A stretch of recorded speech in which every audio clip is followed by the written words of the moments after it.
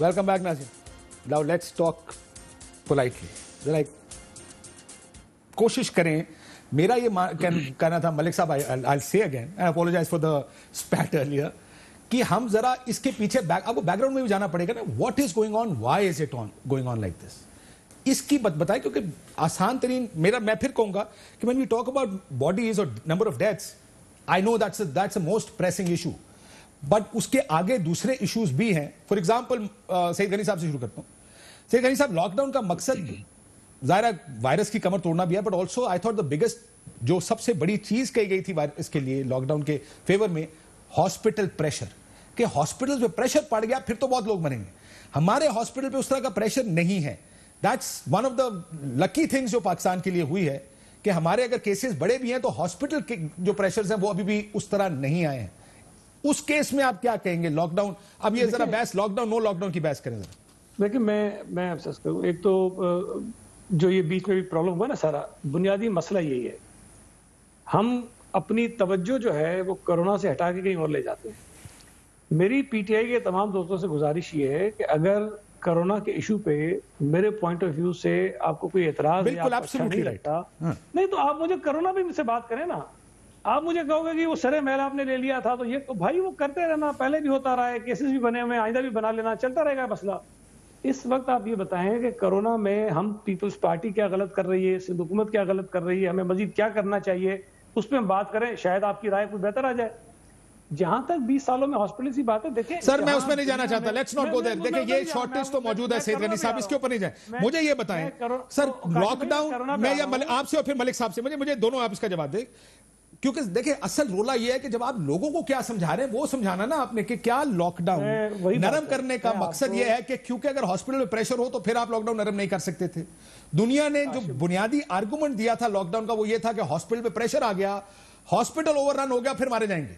अब अगर वो प्रेशर नहीं है तो क्या लॉकडाउन ठीक है नरम करना या नहीं ठीक है? फिर देखिए, मैं जो बात कर रहा हूं वो ये मैं अभी कह रहा था आपसे कि दुनिया के बेहतरीन ममालिक में जहां पर हेल्थ की दुनिया की बेहतरीन सहूलतें मौजूद थी, उनके सिस्टम्स भी कोलैप्स कर गए. बिल्कुल कर गए. तो हमारे लिए इस वक्त ये बहस नहीं है कि हमारे अंदर हेल्थ का निजाम अमेरिका के जैसा क्यों नहीं है. अगर वो होता तब उसने भी बैठ जाना था. सवाल ये है कि जो हमारे पास वसाइल मौजूद है, क्या उन वसाइल के अंदर रहते हुए हम अपने लोगों की कितनी जानों को बचा सकते हैं?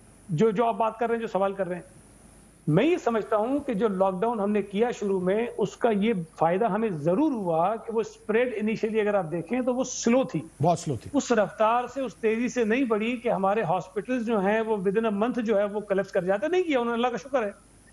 लेकिन आज अगर हम ये कहें कि जी आइंदा भी चीजें ऐसी रहेंगी, तो मुझे ये कोई अच्छी बात नहीं है, लेकिन मुझे शोभा इस बात पर, मुझे डाउट है कि शायद बहुत बड़े अरसे तक हमारे हॉस्पिटल इस तरह से सस्टेन नहीं कर सकेंगे. आपको लगता है कि प्रेशर बढ़ेगा हॉस्पिटल्स पे आने वाले दिनों में? डेफिनेटली बढ़ेगा, और प्रेशर और ओवररन भी हो सकते हैं, आज भी है. अच्छा देखिए, अब एक और चीज है, हम भी कोशिश कर रहे हैं, डेफिनेटली फेडरल गवर्नमेंट भी कर रही होगी और सूबाई हुकूमतें भी कर रही होंगी कि हम अपनी कैपेसिटी को किसी तरह से इंक्रीज कर रहे होंगे. हम बिस्तर खरीद सकते हैं, हम हॉस्पिटल बना सकते हैं, हम वेंटिलेटर्स लाकर लगा सकते हैं. लेकिन काशिफ, जो सबसे सीरियस इशू है ना मेरी नजर में, वो आपके डॉक्टर्स, पैरामेडिक्स और नर्सेस का इन्फेक्ट होना है. बिल्कुल ठीक.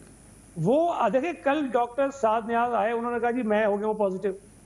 अब अगर डॉक्टर साद नियाज पॉजिटिव होकर सिस्टम से निकले तो अकेले नहीं निकले हैं, जो डॉक्टर्स उनके साथ इन टच थे वो भी सारे बाहर जाएंगे सिस्टम. जिस वार्ड को वो संभाल रहे थे किसी हॉस्पिटल के, वो पूरे का पूरा आपको बंद हो जाएगा.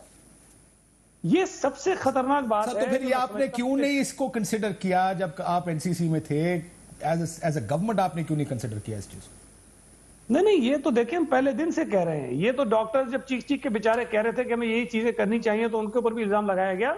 मैं आज भी ये कह रहा हूं कि ठीक है, मैं लॉकडाउन से मेरा अपना ख्याल है कि शायद अब हमारे लिए मुमकिन नहीं लगाना, लेकिन मैं दोबारा कह रहा हूं कि ये जो अभी बहस हमने की है ना कोरोना से निकल के किसी और इशू पे, इसको हम ना करें, इसको अवॉइड करें. मलिक साहब, मैं जरा मलिक साहब से भी ले लेता हूं कि आपको क्या करना है. मलिक साहब, that's what I also initially wanted, कि इमोशनल बेस, क्योंकि you of all people can actually talk numbers and logic. Hospitals पे अगर प्रेशर नहीं है, से आपका रेट बढ़ रहा है बट हॉस्पिटल्स का प्रेशर नहीं है जो इनिशियली कहा जा रहा था, is that a good reason to ease lockdown? क्योंकि बाहर के मुल्कों ने जब कर्व डाउन की, हॉस्पिटल से प्रेशर हटा, तो उन्होंने लॉकडाउन नरम करने शुरू की. Is that a good reason to lockdown, ease lockdown, and still not a good reason to ease lockdown? देखिए, दो चीजें हैं. नंबर एक तो आपने ब्रेक में भी जिक्र किया और पहले भी जिक्र किया था कि एक ऑब्जेक्टिव हमारा ये होता है कि जब हम लॉकडाउन करते हैं तो हमारी जो क्रिटिकल केयर या हॉस्पिटल केयर फैसिलिटी होती है उससे 70% से जब ऊपर जाना शुरू हो जाए हमारा पेशेंट लोड, तो हमें फौरी तौर पर लॉकडाउन कर देना चाहिए, क्योंकि उसके बाद 14 दिन का लैग होता है. तो पीछे से जो मौज आ रही होती है मरीजों की, आपको पता होना चाहिए कि 70% जो है वो अगले 14 दिन के अंदर 100% के करीब हो जाए. तो एक तो ये आपने बड़ा अच्छा नुक्ता जो है वो लोगों के सामने पेश किया है. और आप ये कह रहे हैं कि हमारा जो हॉस्पिटल के ऊपर लोड है वो इस वक्त कम है. मैं आपको ये कहूँगा कि 28 तारीख को हमारे यहाँ 34 अफराद की डेथ हुई. कल हमारे यहाँ 80 लोग मरे. उसका अगर इजाजत दें, गवर्नमेंट का व्यू बता दें उसके ऊपर. Tell me if you agree with it और नॉट. उन्होंने कहा जो ईद के दिनों में डेथ्स हुई हैं वो कागजों पर नहीं. कल उन्होंने ब्रीफिंग में ये कहा, बहुत सारे लोग थे जर्नलिस्ट से सुन रहे थे, उन्होंने कहा ये क्योंकि कागजी कार्रवाई ईद के बाद हुई है इसलिए नंबर बढ़ रहे हैं. That's their view. I don't really think that's the right view, because आज वरना कल के नंबर कम हो जाते शायद. देखिए, मैं आपके सामने सिर्फ ये पेश करूंगा कि इस वक्त खैबर पख्तूनख्वा में मौत की शरह 6% या 6% से ज्यादा है. बिल्कुल ठीक. और खैबर पख्तूनख्वा के नंबर डाल के पाकिस्तान के अंदर मौत की शरह 1.9 से 2% के दरमियान है. इसकी वजह यह है कि खैबर पख्तूनख्वा वाहिद सूबा है, वहाँ के वजीर जो सेहत के और फाइनेंस के हैं, वो वाहिद एक ऐसे वजीर हैं जो WHO की मुताबिकत से रिपोर्टिंग कर रहे हैं. तो अगर आप WHO की मुताबिकत से रिपोर्टिंग करें तो 6% शरह अमवात हैं, मगर पाकिस्तान के बाकी हस्पताल क्योंकि नहीं कर रहे, इस वजह से आपको मौत की शरह कम नजर आ रही है.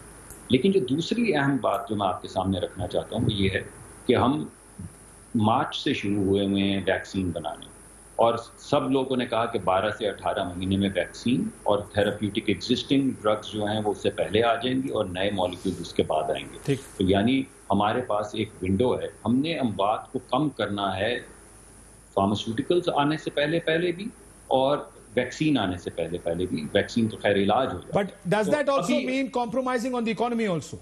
क्योंकि मैंने आपको एक और बात बताऊं, ब्रेक में भी आपसे बात हो रही थी, मैं ब्रेक से पहले फैसल वाडा का व्यू ले लूं. मैं आपसे सवाल ये ब्रेक के बाद पूछूंगा. WHO ने जो मुल्क लॉकडाउन नरम कर रहे थे, जिसका आपने कहा कि कर्व नीचे जा रहा है, आपने कहा कमर तोड़ें फिर लॉकडाउन नरम करें. जब ये नरमी शुरू हुई उस वक्त WHO का स्टेटमेंट आपने देखा होगा, उनकी तरफ से ऑफिशियली बात की गई. उन्होंने कहा लॉकडाउन अब भी नरम मत करें, क्योंकि अगर आपने नरम किया दोबारा बढ़ जाएगा. इसका मतलब पूरी दुनिया में आई एम श्योर कहीं ना कहीं ये सोच मौजूद है कि जब भी आप बेशक कर्व की कमर तोड़ के भी नरम करेंगे, विद इन जिस तरह पाकिस्तान में 2 महीने लगे या 1.5 महीना लगा, ये दोबारा स्पाइक करके वापस अपनी पुरानी उस पर चला जाएगा.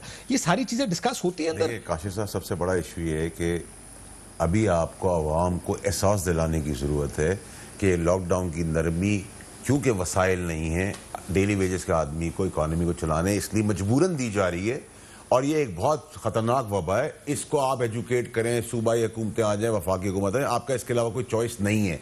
लेकिन अगर आप बात करते हैं लॉकडाउन की, तो चले 1 मिनट की लॉकडाउन एज्यूम कर लेते हैं पाकिस्तान के अंदर, इकॉनमी छोड़ दें, उसको भी बाईपास कर दें, डेली वेजेस वाला कहाँ जाएगा? फिर जो आपने कॉलोनीज बनाई हुई हैं, जो इंफ्रास्ट्रक्चर है पाकिस्तान का, रिहायशी इलाके हैं, देहात हैं, वो एक घर के अंदर 20-20 आदमी है. घर से गेट से 2 आदमी निकलते हैं, 2 आदमी इस गेट से निकलते, 2 आदमी इस गेट से, झमघटा बच जाता है.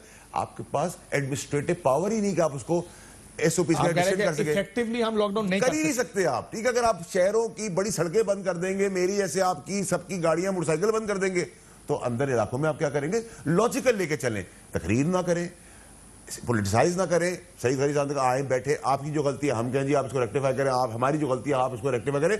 कोई मौत नहीं चाहता, लेकिन अगर आप एहसास की और लोगों के दर्द की बात करेंगे तो आप अपने लीडर नवाज शरीफ को कहें कि वो कॉफी की चुस्कियां छोड़े, यहाँ आए, सिस्कियां लोगों के साथ करें, मरियम नवाज के सड़क पे जाए, लोगों की तमारदारी करें. इनके सारे शहबाज शरीफ को कहे कि वो जो घर में बैठे हुए वो बाहर निकले. अवाम ने मैंडेट दिया था, हमारी मजबूरी, आज हमें लॉकडाउन का ऑर्डर है. सईद गनी भी अपने इलाके में घूम रहे हैं, हम भी अपने इलाके में घूम रहे हैं, हर आदमी को कर रहे हैं, मिनिस्ट्री में काम भी कर रहे हैं.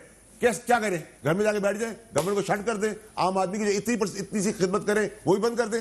पॉसिबल नहीं ना. आप शो बंद कर दें, आपकी तनख्वाह कहां से आएगी? चले आप तो खाती भी करके. मैं एक मिसाल दे रहा हूं, कैमरा मैन है, बंद कर देंगे घर के अंदर, कितने महीने तनख्वाह देंगे? ऐड नहीं आएंगे, आपने भी क्या ऐड चलाने, नहीं तनख्वाह आएंगे, शट डाउन कर देंगे, बेरोजगार हो जाएगा. 5-5, 6-6 फैमिली मेंबर्स इसके साथ. एहसास करें, तकरीर ना करें, रोके, अब फिर ऐड चलाने. चलाएं।